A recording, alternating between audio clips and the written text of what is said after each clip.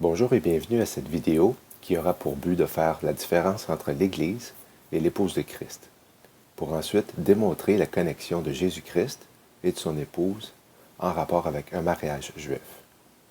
En raison de l'abondance des versets, j'ai choisi de ne pas les lire à cause du facteur temps, mais si vous n'êtes pas familier avec ceux-ci, il serait conseillé de profiter de l'option de la pause pour être béni. L'Église dans la Bible est le corps de Christ.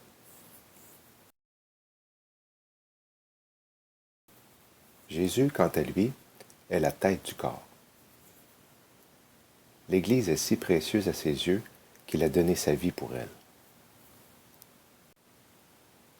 Elle est l'ensemble de ceux qui ont accepté le salut en Christ et qui sont scellés du Saint-Esprit, dont il est la pierre angulaire.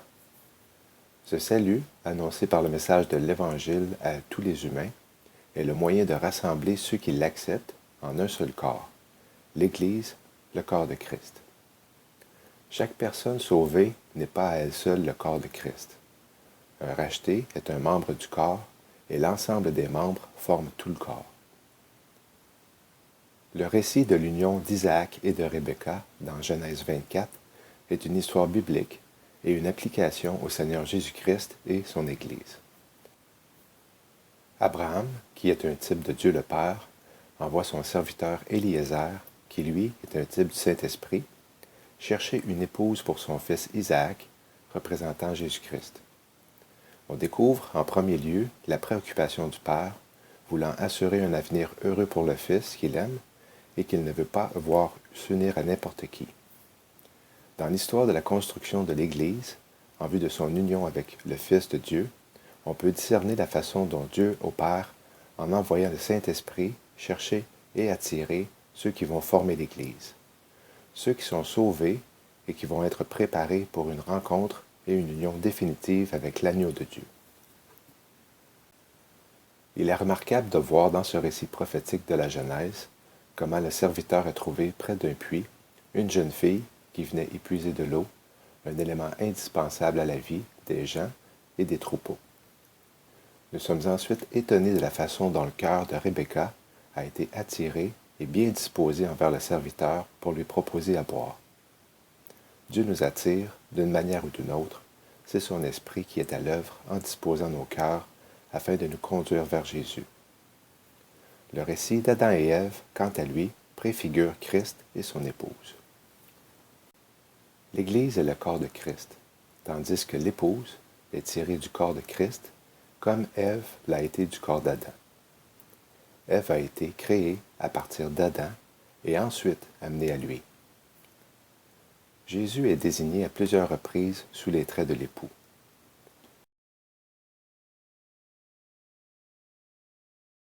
Jean-Baptiste a transmis la compréhension de son rôle à travers l'application d'une parabole en disant qu'il se réjouissait de ce qu'il était témoin. Le livre du Cantique des Cantiques dépeint le véritable et pur amour de deux fiancés. Jésus et son épouse sont sur le point de se marier.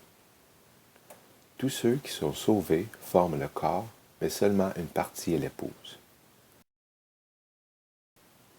Voyons maintenant la connexion de Jésus avec son épouse et celle d'un mariage juif. Les coutumes juives veulent que lorsqu'un homme est en âge et prêt pour se marier, il ajoute une chambre à la maison de son père. Le fiancé va à la maison de sa future fiancée avec trois choses: une grosse somme d'argent, un contrat de mariage préliminaire et du vin. Un prix est fixé pour acquérir la mariée. Ce prix doit être payé par le fiancé. La fiancée doit donner son autorisation. Le libre arbitre nous est accordé pour choisir de vouloir être avec lui. Dès qu'un accord est conclu, le vin est versé dans une tasse pour sceller l'alliance. L'engagement est mis en place. Le couple de fiancés est alors juridiquement lié comme mari et femme, mais n'est pas encore autorisé à vivre ensemble. Recevoir le Saint-Esprit lors de notre accord d'être son épouse confirme notre engagement de se marier avec Jésus. Un document écrit est établi, la ketubah, qui fixe le prix de mariée, les promesses faites par le fiancé et les droits de la fiancée. Le fiancé donne ensuite des cadeaux à sa fiancée.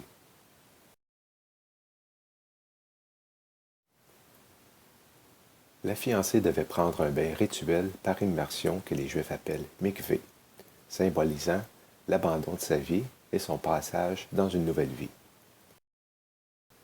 Se faire baptiser démontre publiquement que nous avons crucifié notre vie passée pour vivre une nouvelle vie remplie de son esprit.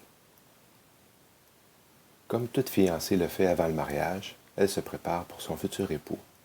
De même, Christ demande à son épouse de se préparer spirituellement avant son retour. Jésus est notre modèle, nous sommes appelés à lui ressembler de plus en plus.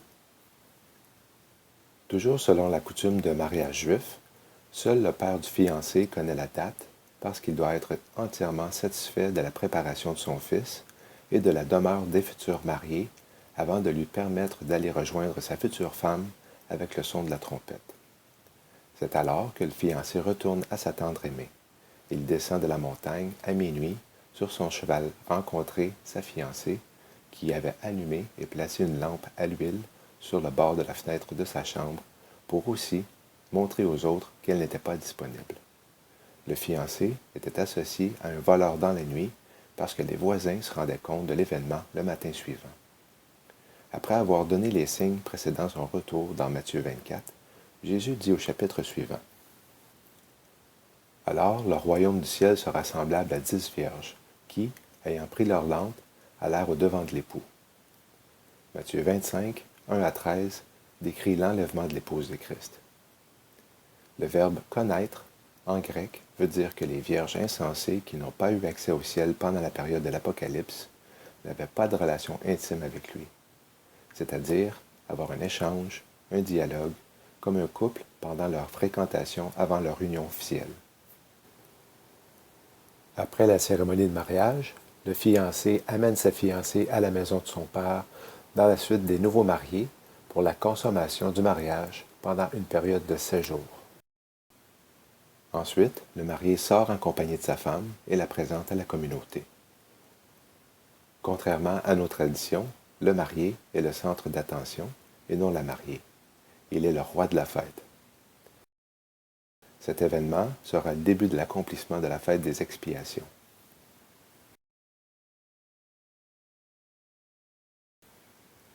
La durée de la fête des mariés, avec leurs invités, était déterminée par la situation financière du père du marié. Étant donné la fortune infinie de notre Père céleste, la fête sera d'une durée de 1000 ans. Elle sera l'accomplissement de la fête des tabernacles.